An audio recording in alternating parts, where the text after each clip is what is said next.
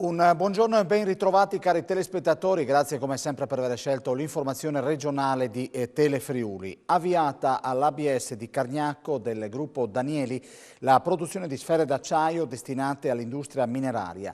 Il nuovo impianto, inaugurato questa mattina, è nel suo genere il più innovativo al mondo. È prevista l'aggiunta di 2 forni nella fase 2 dell'investimento. La capacità produttiva sarà di 150.000 tonnellate all'anno. Ci colleghiamo con Alessandra Salvatori che si trova per noi a Cargnacco. Buongiorno da Cargnacco, si amplia la gamma delle produzioni all'interno dello stabilimento dell'ABS. È in corso questa mattina la cerimonia di inaugurazione del nuovo impianto, alla presenza tra gli altri del Presidente della Regione Massimiliano Fedriga. Il nuovo impianto Sfere sarà a disposizione dell'industria mineraria di tutto il mondo. La capacità produttiva è di 150.000 tonnellate l'anno. Attualmente a livello globale si producono sfere per 4 milioni di tonnellate complessivamente. Le sfere prodotte in Friuli saranno destinate in particolare ai mercati dell'Est Europa, dell'Africa e del Sud America. In questo momento l'impianto è in fase di avviamento, si sta di fatto lavorando per raggiungere qualità meccaniche e dimensionali necessarie. Il prodotto è destinato ai mulini di macinazione dell'industria mineraria. Di fatto queste sfere lavoreranno per impatto, per caduta e per abrasione sui minerali. La gamma di sfere che saranno prodotte in questo impianto va da 30 a 150 mm di diametro. L'obiettivo del rodaggio in corso è quello appunto di massimizzare le qualità delle sfere che vengono prodotte, che naturalmente non si devono rompere e che devono consumarsi nel più breve arco di tempo possibile. Ieri sera a Trieste sono state demolite le ultime strutture della feriera di Servola. Le operazioni sono state compiute dalla friulana ICOP. Per la zona si prospetta un interessante futuro sul fronte della logistica, della portualità e di altri insediamenti produttivi.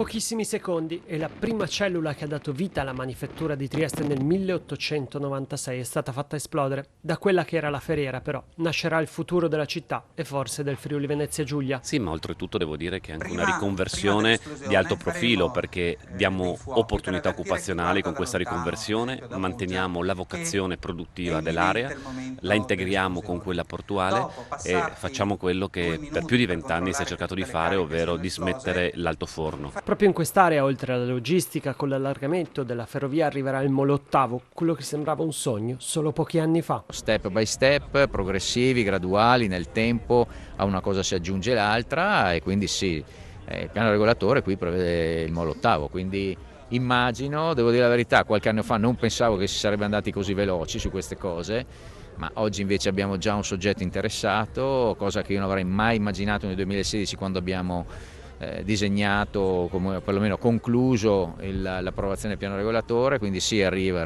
Protagonista della ricostruzione è la friulana ICOP, che poco distante ha realizzato la piattaforma logistica. Per ICOP questa è una cosa importante, perché se funzionerà tutto quello che si sta immaginando, qui verrà realizzato il molo ottavo, che è davvero una grande opera, vuol dire raddoppiare il molo, o più che raddoppiare il molo settimo, quindi per ICOP vuol dire tanti anni di lavoro. E sarà una cosa fatta da noi, dal porto e dagli attuali gestori della piattaforma logistica, perché tutto questo è nato insieme. Avevano preso di mira i negozi gestiti da cinesi nella destra tagliamento. 3 cittadini rumeni sono stati arrestati dalla Polizia di Stato. Il modus operandi era sempre lo stesso, devastavano l'attività commerciale con l'utilizzo di picconi e altri arnesi. Smantellata una banda dedita ai furti nei negozi gestiti da cittadini cinesi. In carcere sono finiti 3 rumeni di 43, 41 e 40 anni che il 10 settembre sono stati individuati dalla Polizia di Stato in un albergo nella provincia di Padova. Tendevano a commettere dei furti, quindi dei reati in maniera continuativa per un periodo e poi sparivano per un lungo periodo di tempo proprio per rendere più difficoltosa l'indagine nei loro confronti e quindi confidavano molto in questa loro attività che gli garantivano impunità. Al momento del provvedimento di fermo emesso dal procuratore di Pordenone Raffaele Tito, i 3 stavano contando i soldi, 11.000 euro, provento di furto. La banda agiva da diversi anni utilizzando sempre lo stesso modus operandi.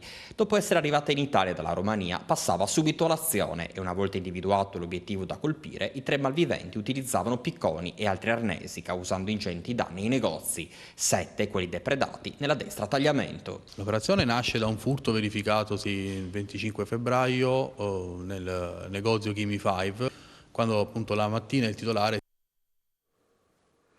Un uomo di 31 anni è rimasto ferito ieri sera in un bosco di Cordenons dopo essere caduto da oltre 4 metri da un albero sul quale stava facendo esercitazioni di free climbing.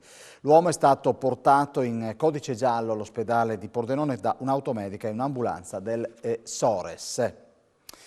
Oggi sono 153 i nuovi contagi al Covid-19 in Friuli Venezia Giulia, tra questi 120 casi sono emersi attraverso i test rapidi antigenici. Risultano 3 i pazienti gravi ricoverati nelle terapie intensive degli ospedali regionali, 107 invece le persone in cura negli altri reparti. Nelle ultime 24 ore è inoltre deceduta in provincia di Trieste una persona risultata positiva al virus. Non ci sono i soldi per mandare i figli a scuola. La Caritas di Udine parla di vera e propria emergenza. Le famiglie chiedono aiuto per pagare il materiale scolastico e le bollette per l'energia passano in secondo piano. Ai centri ascolto della Caritas in questi giorni è una vera e propria emergenza. Le richieste d'aiuto per sostenere le spese scolastiche dei figli superano quelle per il rincaro delle bollette. Le famiglie non riescono a comprare libri, quaderni, zaini. Fino a oggi a Udine la Caritas ha speso 11.000 euro per materiale scolastico. Quello che è interessante di tutto questo è che sono comunque degli aiuti integrativi rispetto alla scarsità che hanno le famiglie di provvedere a tutte le necessità. Quindi prima erano le utenze, la crescita di tutto quanto riguardava la luce, l'acqua, il gas, il riscaldamento e adesso è questa la urgenza, diciamo, l'emergenza che fa vedere come le famiglie non sono in grado di sostenere tutto l'arco della vita dei propri figli e anche della gestione. Quindi sono tutti aiuti integrativi verso famiglie che non ce la fanno, nonostante lavorino molti, non ce la fanno con il proprio reddito a garantire ai propri figli una partecipazione più che decorosa a quella che è la normale esigenza di tutti i bambini, che è quello di partecipare alla scuola. 5 milioni di euro intercettati dal Comune di Pordenone grazie ad un bando nazionale permetteranno la realizzazione di un nuovo centro anziani a Torre per persone autosufficienti e non. Il via ai lavori nel 2024. Il nuovo centro anziani di Torre a Pordenone prende forma. Il Comune ha dato via libera, su proposta dell'assessore ai lavori pubblici Andrea Cabibo, alla nuova struttura che dà una risposta alle esigenze di una popolazione che invecchia sempre di più. È un'opera molto importante per la quale investiremo 4.850.000 euro, frutto di un bando nazionale che ci siamo aggiudicati. Quindi non sono soldi dei cittadini di Pordenone, ma sono il frutto del nostro lavoro di cercare di intercettare sempre finanziamenti di altra natura per evitare di pesare sulle tasche dei pordenonesi. Un intervento importante perché dà una risposta, un'ulteriore risposta ai bisogni di una città che sta purtroppo invecchiando. Il Comune si sta impegnando nella realizzazione di una nuova casa di riposo, di strutture intermedie come RSA, ma dobbiamo pensare anche a diverse intensità di risposta dipendentemente dall'autonomia che hanno questi anziani. La nuova struttura, come spiega il sindaco, sarà polifunzionale e all'avanguardia. Nel nuovo centro diurno, i lavori partiranno nella primavera 2024, prenderanno vita degli appartamenti per anziani autosufficienti, un centro diurno per anziani non autosufficienti, quindi con funzione respiro per le famiglie che devono accudire i loro cari, un ambulatorio medico, il centro prelievi completamente rinnovato e la nuova sede del centro servizi e volontariato. Una variazione di bilancio per sostenere i costi delle utenze del Comune in vista degli aumenti delle bollette di gas e energia. È l'intervento adottato dal vice sindaco di Tolmezzo con delega al bilancio, Laura D'Orlando. I rincari dei costi di gas ed energia elettrica, oltre a mettere in ginocchio le aziende, rischiano di affondare anche i bilanci degli enti locali, in special modo i comuni, sempre alle prese con enormi ristrettezze di bilancio per una serie di fattori. E ora, con l'arrivo dell'inverno, soprattutto in montagna, le amministrazioni comunali si troveranno in difficoltà nel gestire l'aumento delle bollette anche per riscaldare gli edifici pubblici. Abbiamo già messo in atto diversi provvedimenti, addirittura una variazione di bilancio proprio per quelli che saranno i costi di tutte le utenze e le bollette del Comune e anche degli interventi proprio strutturali per quanto riguarderà i costi del futuro, perché proprio bisognerà intervenire in maniera sistematica perché ci aspetteranno degli inverni e conseguentemente dei costi dell'energia e del gas senz'altro importanti ai quali bisognerà far fronte. Cimentarsi per la prima volta in una disciplina sportiva e assistere ad esibizioni di varie discipline. Quanto hanno avuto la possibilità di fare grandi e piccoli che ieri hanno partecipato alla festa dello sport organizzata a Cividale. In campo anche il basket con la Web Gesteco. Grande partecipazione di pubblico favorita anche dalle condizioni meteo alla festa dello sport andata in scena domenica a Cividale.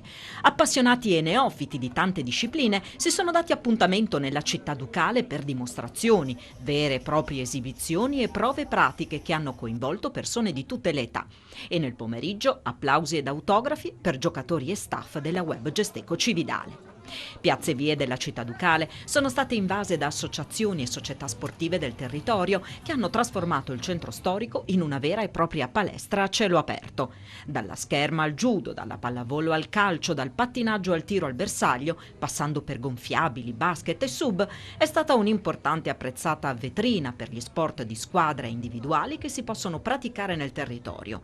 C'è chi ha avuto l'occasione di mettersi alla prova per la prima volta con il fioretto, chi ha sperimentato l'arrampicata e chi ha testato il tatami del karate. A passeggio tra le vie del centro anche gli acrobati del sole con i loro rapaci.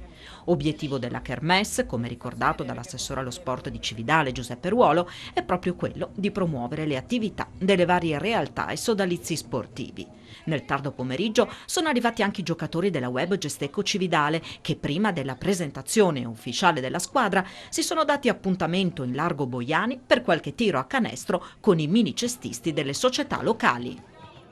Abbiamo finito, adesso c'è la sigla, la pubblicità e poi ci ritroviamo qui con A Voi la Linea tra poco.